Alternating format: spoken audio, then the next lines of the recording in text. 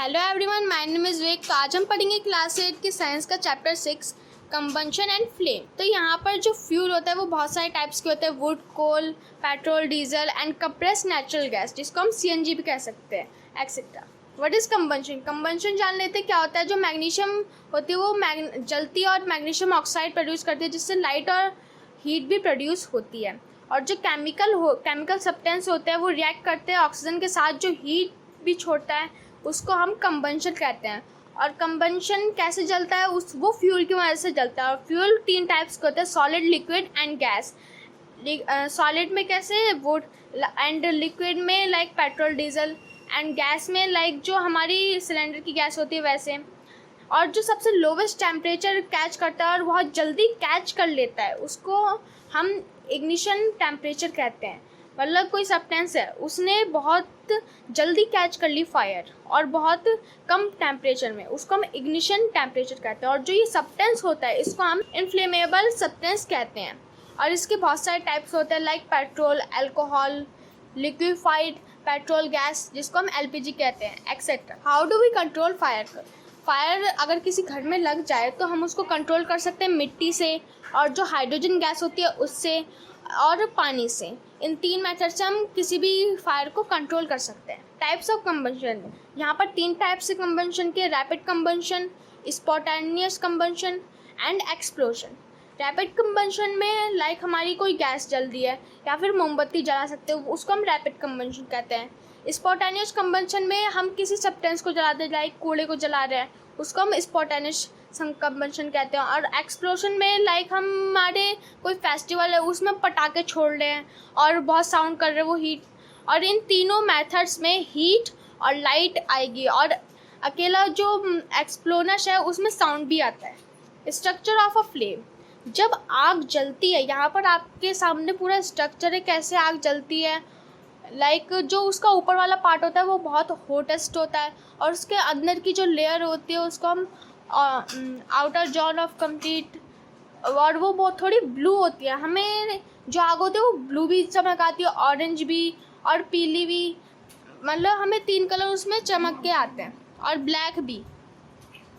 ये जो 3 कलर है, blue, yellow, black and orange, ये हमें एक आग में दिखते हैं। तो जो उसका सबसे बीच वाला पार्ट होता है वो बहुत ही कम गर्म होता है, और उसका बाहर वाला पार्ट होता है वो उससे ज़्यादा गर्म होता है, और उसका सबसे बाहर वाला पार्ट सबसे ज़्यादा गर्म होता है।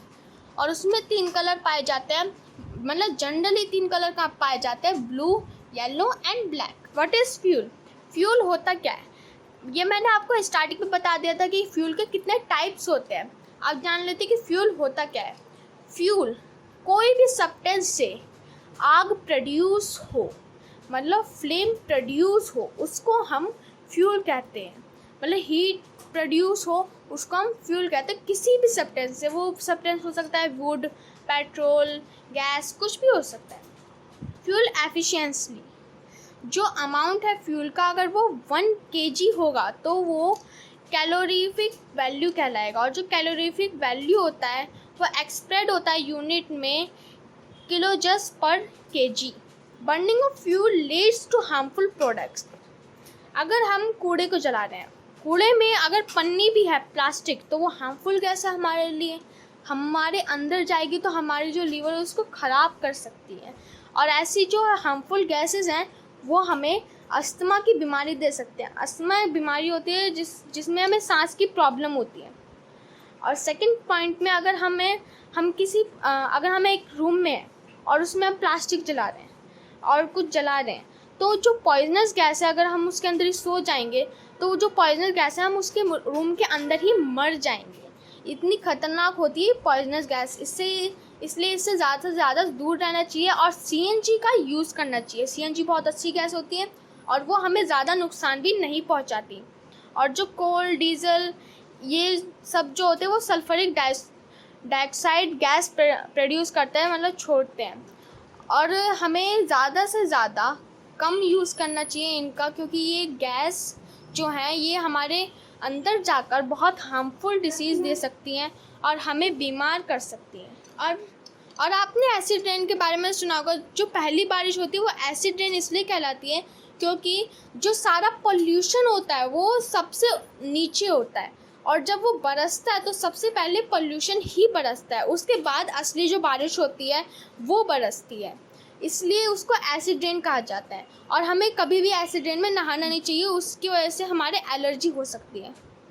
तो थैंक यू गाइस हमारी वीडियो देखने के लिए। इसे लाइक, सब्सक्राइब और शेयर करना ना भूलें, और अगर आपको कोई भी डाउट है तो आप हमें कमेंट बॉक्स में सेंड कर सकते हैं।